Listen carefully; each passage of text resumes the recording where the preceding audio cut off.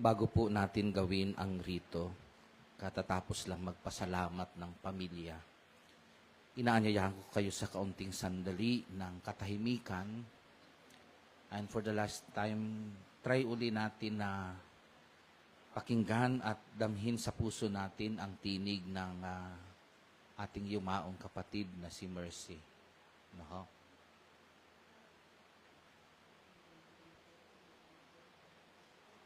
Wala po.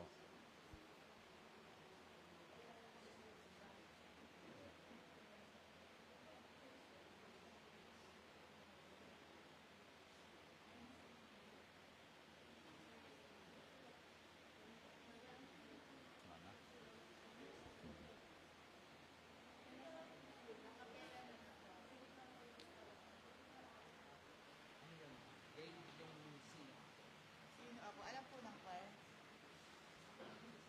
O, sige. Hindi na maihahanda pa yung tugtog ni Mercy, pero kinakanta niya po ito, yung kanta ho na Sino Ako. No ho?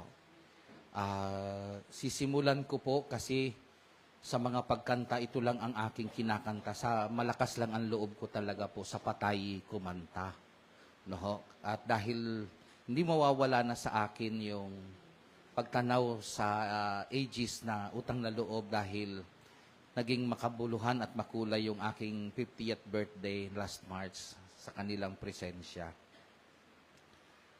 Pwede hon sama-sama nating kantahin habang nagsisink in sa atin yung pasasalamat ng pamilya at sa atin ding pasasalamat sa Diyos sa buhay na ibinigay niya kay Mercy. Awitin po natin yung Sino Ako. Yung makakasabay po, sumabay.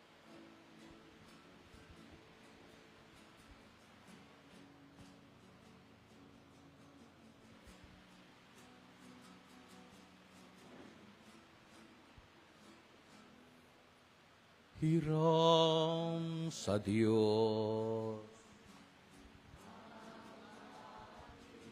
Buhay.